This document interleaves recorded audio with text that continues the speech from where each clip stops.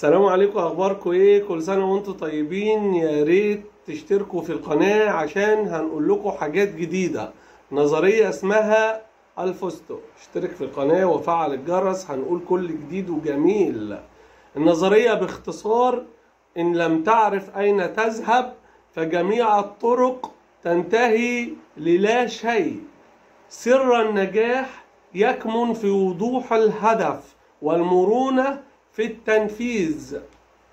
كمان ينشغل الفاشلون بالمشاكل والعقبات في حين ينشغل الناجحون في تحقيق الهدف النهائي.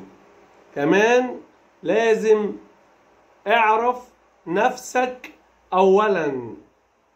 من أهم أسباب فشلنا في الحياة جهلنا بأنفسنا وعدم معرفتنا بقدرتنا وأولويتنا. قبل أن تعرف غيرك يفترض أن تتعرف على ذاتك، وقبل أن تفهم الآخرين عليك فهم نفسك.